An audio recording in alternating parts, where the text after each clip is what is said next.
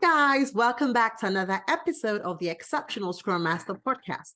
My name is Yinka and I remain your online agile coach.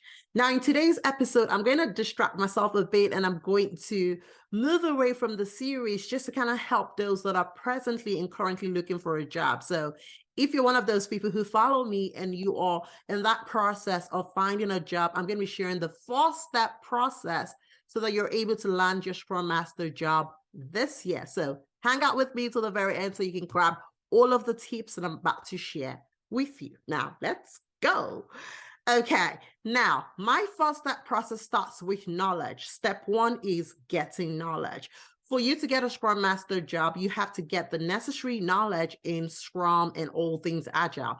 Now, I've heard so many people, talk about what are the specific skills I need to focus my attention on. So I'm going to share a few things that you can begin learning so you can begin to understand, and grab the concept of Agile and Scrum. Now, the first thing that you want to pick will be the Scrum Guide. The Scrum Guide can be found on scrumguide.org, I believe. I'm not sure. I think it's scrumguides.org. If you just go on Google and click on Scrum Guide, you'll probably find that. Now, this is like a 13-page or 20-page document. I don't remember anymore, but you want to get started reading that guide. Now, that guide is going to introduce you to Scrum, the framework, the roles, and the events. You want to understand everything Scrum, so at least you have an understanding of what this role is. Now, once you're done with the Scrum Guide, I want you to move to the next resource, which is the Agile Manifesto. And this can be found on agilemanifesto.org. Here, you're going to learn about the 12 principles and the 4 values. Now, if you want a video, or you're looking for a video that kind of explains more of this concepts, I have several videos that kind of speak on this concepts differently, but you definitely want to get a hold of that copy, read to understand what the principles are, and read to understand what the values are, right? Now, another article, another thing that you want to read in terms of getting knowledge will be Kanban. Now, Kanban is another framework that we use in the Agile space. So Scrum and Kanban are 2 popular frameworks that you want to be aware of because many of the teams they're going to be supporting will either be a Scrum team or a Kanban team. So you want to be aware on how these 2 frameworks work. You want to know the situations in which you should apply this framework. So it's important for you to at least, as a foundation, understand Scrum and understand Kanban. Now, if you go to scrum.org, I believe that they have a Kanban framework guide that you can also study. Also, you can go to I think it's kanbanuniversity.com if I am correct, or just go on Google and click on Kanban University and you'll be able to download the Kanban guide, and that will give you an initial understanding of what the framework is and how that can be applied in an Agile setting. Now, after you spent time reading the Scrum Guide, understanding the Agile Manifesto and the values, one thing I'd like you to do will be to test your knowledge. Understand how much you actually even know about Scrum, and now you can go ahead and test your knowledge over at scrum.org. They have an open assessment that is about 27 questions or 30 questions, and you can test your knowledge. And any question that you miss, that will show the gap that you have. And you can go back to the Scrum Guide to go read about that area that you missed, and you can improve your knowledge in Scrum. So that's a good way for you to kind of quickly catch up on, how much you know when it comes to Scrum, okay? So make sure that you read the Scrum Guide, you read Agile Manifesto, you read the values, you read the Kanban Guide, and you test your knowledge of Scrum on scrum.org website, clicking the test assessment. It's an open assessment and it's free of charge, so you don't have to pay anything to get access to this resource. Now, as you begin to gain the foundation and the knowledge of Scrum, you want to then go into deep diving into the events. Now, how do you facilitate this event? How do you facilitate a daily Scrum? You've learned about that in your Scrum Guide, but now you need to start thinking of how do you implement this stuff? How do you implement this meeting? How do you run, a daily Scrum? How do you run a sprint review? How do you run a sprint retrospective? Start thinking of putting those words into action and trying to figure out how to do that. Now, something else that you want to learn about will be the Agile tools. Now, in Agile, we use multiple tools to help and improve the way that we work. So you want to introduce yourself to Agile tools. Now, when it comes to how we manage our work, there are 2 very popular tools that are out there that we use. We use Jira and we use the Azure board. So you want to pick one of those tools, get a free account, and start, playing around with it so you understand how it works, because you are going to be using that tool when you eventually get your job. So it's better when you kind of kick off the process on your own to start understanding how this tool works. Now, something else that you want to obviously read about will be product management, right? You want to understand, how the product backlog works. What is a user story? How do you estimate a user story? How do you facilitate a backlog refinement session? All of those things are important. You want to learn about sizing and estimation, how to manage dependencies. So you can just go on Google and click on Agile practices, and whatever comes up for you can give you a title that you can then begin to start exploring more about that subject. Spend a good amount of time, understanding this concept. And that is my first step for you. So improve your knowledge. And I've given you a few tips on how you go about. So what I'd like you to do is build a backlog off of this guide that I've provided for you. And you can use any of the tools to build yourself a backlog. So whether it's Jira that you choose or it is ADO that you choose, you can then create a backlog of all of this knowledge items that you want to learn. Now, once you are done with step one, it's now time for us to move to step two. And step two is the application of the knowledge. Knowledge is as good as when you use it, right? If you know something, it doesn't do you any good. It's doing something about what you know that makes the difference, and that's what you're getting paid for, right? So it's the application of knowledge that is wisdom. So you once again go into how to use these things. How do I apply my knowledge? Now that I've heard about Scrum, I've heard about Scrum theory, I've heard about Agile values and principles. I now know about the Scrum events and the Scrum roles.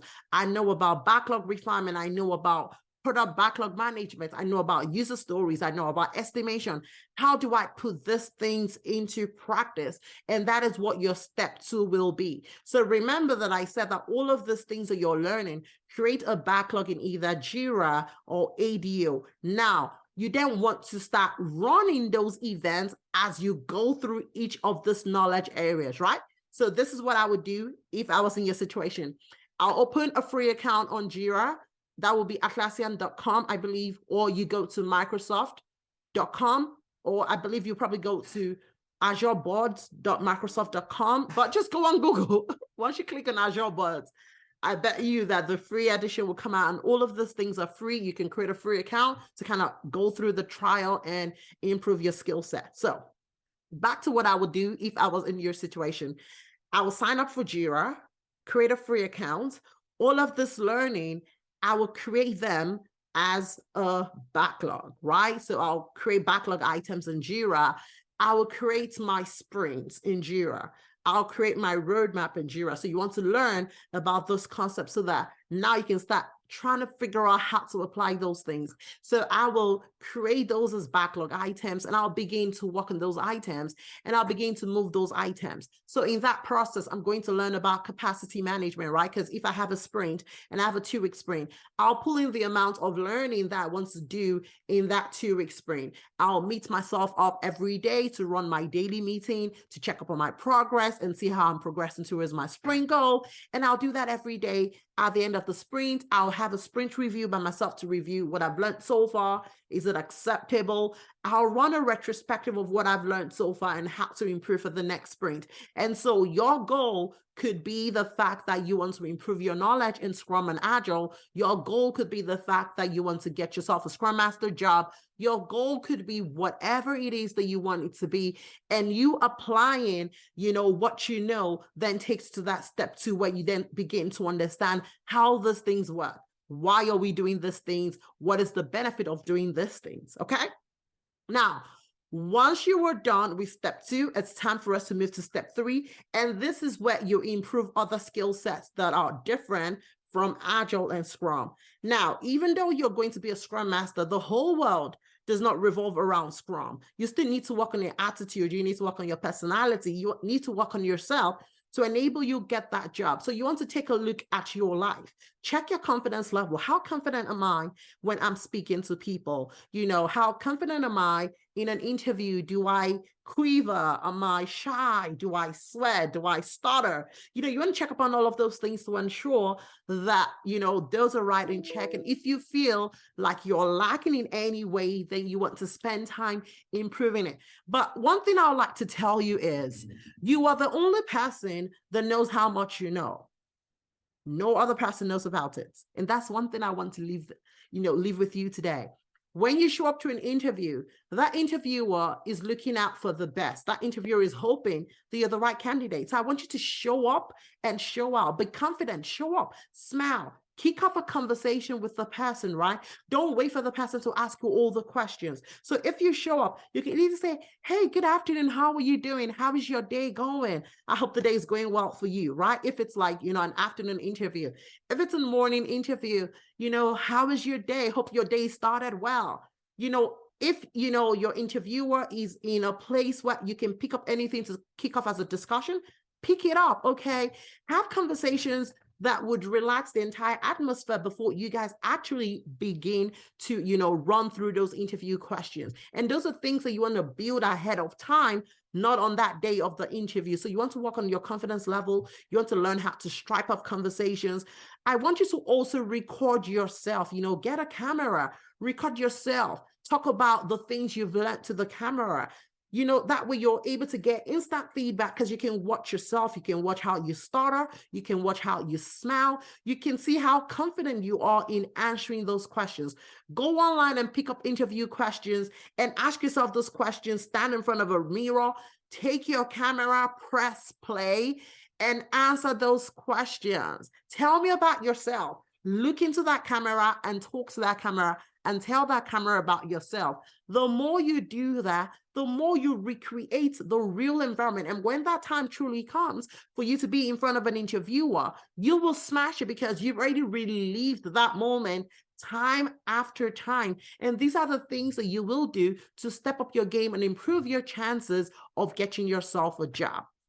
Now, the first thing I need you to do as you prepare towards getting yourself a job is for you to plan your resume really well. Many times people are not doing what they ought to do with your resume. Many times people are lazy. I hear people say, oh, I'm applying to 100 jobs daily. I'm applying to 200 jobs daily. And by the time I kind of ask more questions, you are just focused on quantity and not quality. So it's not about you throwing out resumes out there. How quality are the resumes that you're sending out? You need to take a look at each job description, look at your resume, look at what that job is asking for, take a look at your resume and see the resemblance. Where there is no resemblance, or maybe you've done something but you'll meet it in your resume, pick what is in that job description and update your resume. For every job that you apply for, you need to have a resume for that. You need to customize your resume for the job that you're applying for. And if you're taking the time to do that, then it might be impossible for you to run through 100 resumes in a day, most especially if you have other things that you're doing. So please take your time. Don't be in a hurry to just spam all of those emails and all of those companies with your resume. Take the time to build a quality resume that will get you the results that you deserve. Now, I'm aware that these 4 steps that I've shared sound much easier, but the reality is that they are not difficult. I know that it might be new to you, so it might look like, oh, there's so much to do. But in reality, you can have a 3-month plan from today and plan out how you want to get yourself a job. And you can be closer to actually getting your job if you follow these tips. Now, understand that many times we're still very afraid or unsure, and that is why I am here to provide you support. So for those of you out there who are searching for jobs and you need a coaching guidance, reach out to me and I will make time to be able to coach you, and I'll be able to meet you at the point of your needs so that you're able to prepare yourself and increase your chances of getting a job. So send me an email and I'll respond and get you onboarded on my coaching program. I wish you all the best, and I wish you, getting your Scrum Master job this year. All right, guys, I will catch you in my next episode. Bye for now.